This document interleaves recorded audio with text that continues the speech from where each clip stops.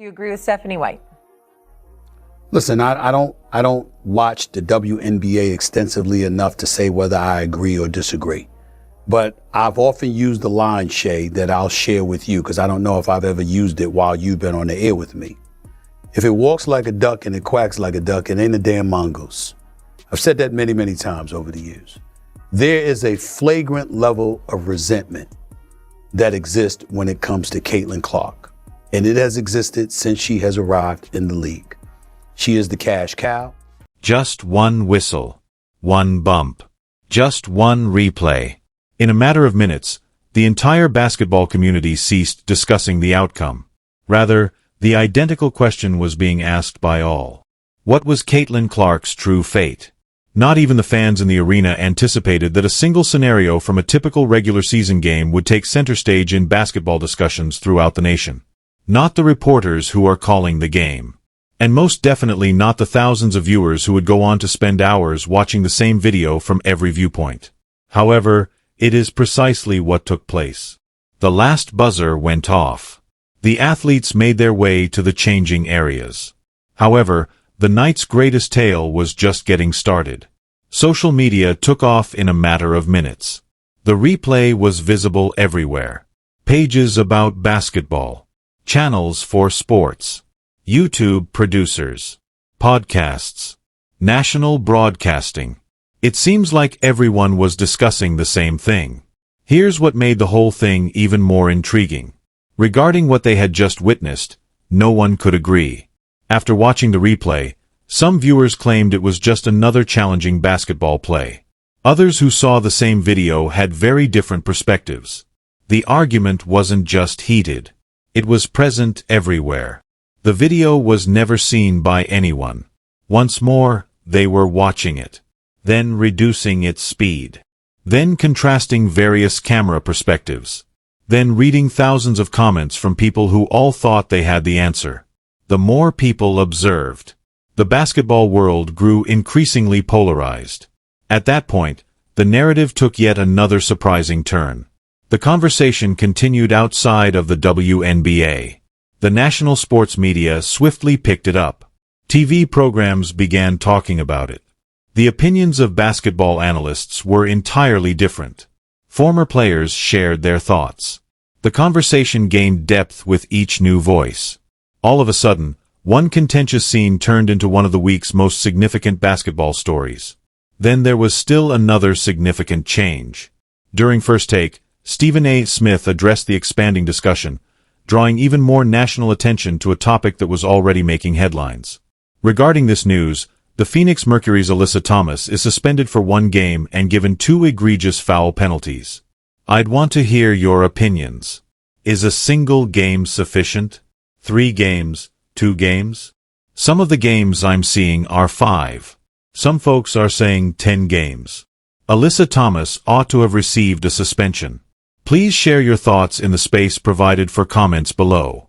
Alyssa Thomas of the Phoenix Mercury is suspended for 1 game, 2 penalties, and a flagrant foul. June 25, 2026. After the game, the Phoenix Mercury's Alyssa Thomas was suspended for 1 game and given a flagrant foul penalty for carelessly striking Indiana Fever guard Caitlin Clark in the throat with her fist. The WNBA made the announcement today. With 6 minutes and 52 seconds left in the second quarter in the Mercury's 111-1 victory over the Fever last night at Gainbridge Fieldhouse, Thomas was found to have done a non-basketball act. According to WNBA regulations, the league office may, after reviewing a game, reclassify a flagrant foul or designate as flagrant any foul that was not called during a game. In either case, a fine or suspension may be imposed.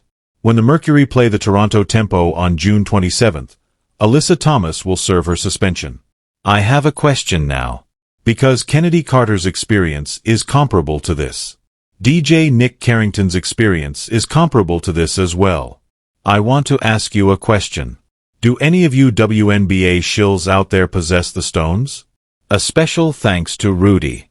Do any of you have the courage, the balls, or the guts? The narrative took a completely different turn when one of the most prominent figures in sports broadcasting joined the conversation. Now, the play was being debated by more than just Fever supporters. Answers were sought after by basketball enthusiasts worldwide. Was this just fierce, elite competition? Did the officials handle the issue well? Or has this incident become a part of a much broader discussion about player safety, consistency, and tough play in the modern WNBA? Fans are still divided over such questions. And that's precisely why this tale won't go away. Because each replay seems to produce a different viewpoint. Every viewpoint sparks a new discussion. Additionally, more people join the discussion with each debate. Just a moment. Just one replay. One choice. Suddenly, a whole league was at the heart of one of the season's most talked about debates. What then took place in the sequence? Why have fans, pundits, and past players responded so differently to a single play? And why, long after the game is over, are people still arguing about it? Let's take a step back, look at the entire sequence, and investigate why this particular moment has emerged as one of the Indiana Fever's most talked about moments this season. The tension of the game naturally increased as it progressed into its most competitive stages. Every item was more important. Each rebound was significant. Each player realized how crucial momentum had become, and neither team was prepared to give up simple chances. You sensed a shift in the vibe. Every defensive stop was applauded. Every ball that went free turned into a fight.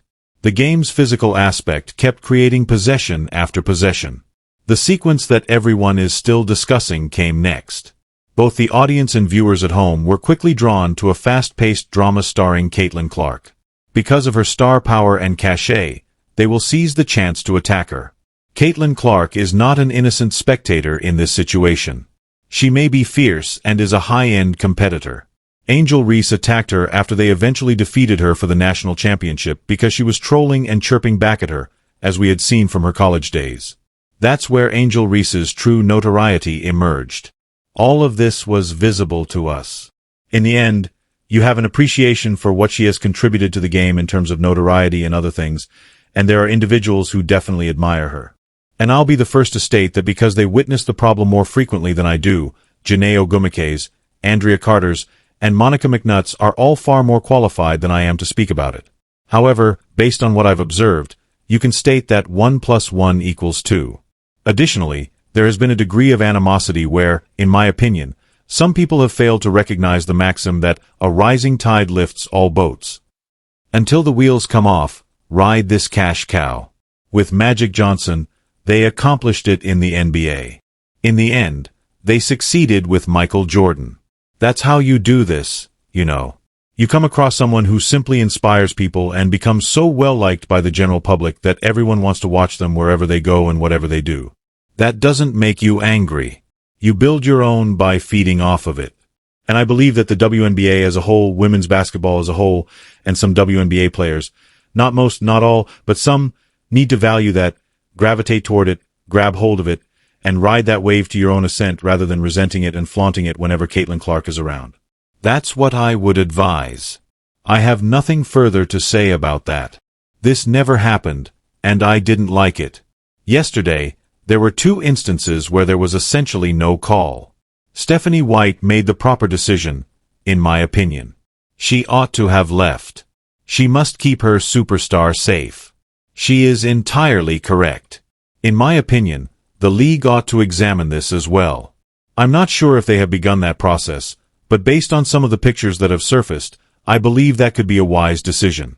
I'm not accusing anyone of being a dirty player, but it did seem like a cheap shot. Thus, I concur with Stephanie White. Reactions occurred almost immediately within the arena. In a matter of minutes, such responses increased online. Clips started to go viral on social media at an amazing rate. Slow-motion breakdowns were posted by basketball creators. The replay was paused frame by fans.